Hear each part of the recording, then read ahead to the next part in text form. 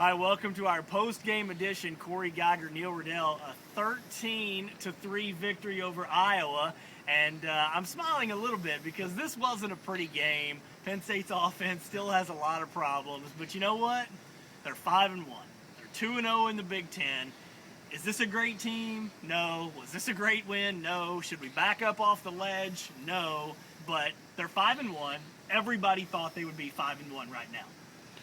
That's true, but I think the way they got to 4-1, there was a lot of concern, Okay. and I think they fixed some of that. They got back to the run, and Iowa's traditionally a decent defense. Maybe they're not that great this year, but I thought the fact that Penn State's offensive line didn't have a lot of false starts and really controlled the game was the brightest sign that I saw. One thing Neil said to me in the middle of the game, you knew I was going to do this. Yeah, I thought you were going to get to it already. I'm a big offense guy. Neil is a big defense guy. Neil says to me, in the middle of the game when it's 6-3, and Neil was here for the 6-4 game in 04. He says, I like these kind of games.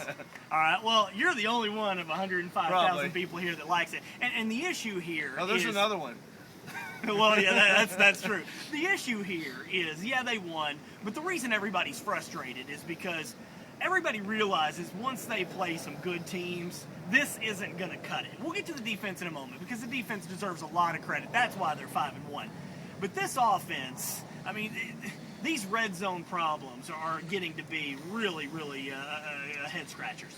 They are, and I thought after McGloin, you say, well, why haven't they picked a quarterback? And I thought McGloin, basically played pretty well today, save a brutal interception, as bad an interception as Bolden has thrown all year.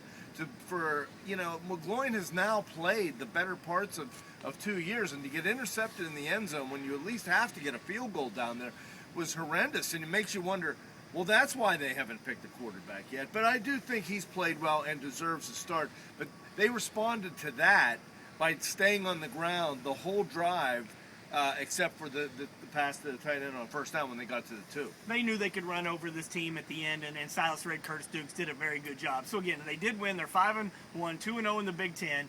But these issues with the red zone and playing this, I think this is really one thing that frustrates the fans. I hear this a lot from different people, is they're playing this ugly style of football that's not entertaining.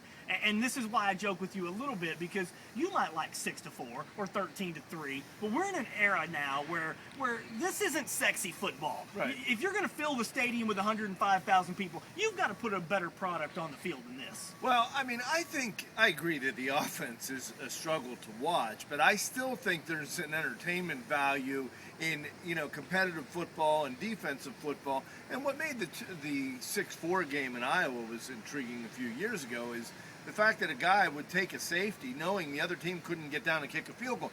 I think today was a little different in the sense that Penn State's defense played great and played aggressive.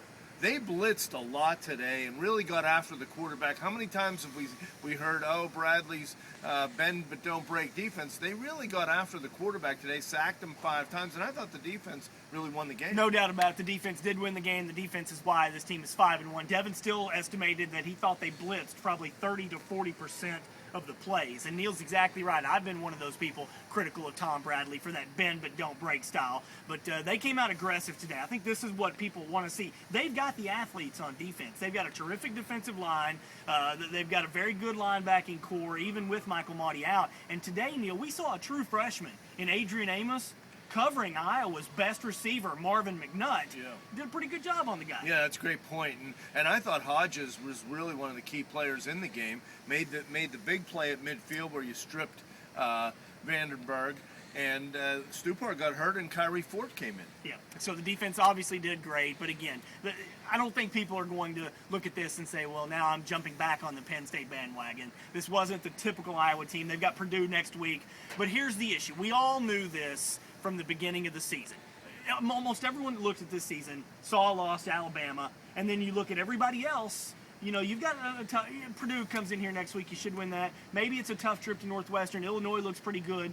But we all thought they could potentially be 8-1. No matter how good or bad they look, they still have a shot at 8-1 going into Nebraska, Ohio State, Wisconsin. But this was a must-win, and it was kind of, I don't want to say a statement game, but it was a really important game. This team had their number. They had outplayed them. They had outcoached them for the better part of a decade. So I think you got to give them some credit. A couple things that are bothering me about the offense: the lack of discipline, the personal foul penalties. They've had 3 or 4 touchdowns called back because of penalties this year. Zerba just continues. He cannot get out of his own way. They have a big run to get right in the, inside the 10. He gets a personal foul penalty, moves him back to the 25 in the first quarter. They have another penalty, a holding penalty, wipes out a red touchdown. So the offense just continues to shoot itself in the foot with dumb mistakes. And you know what, though? This is what has to be said. The Big Ten is not very good.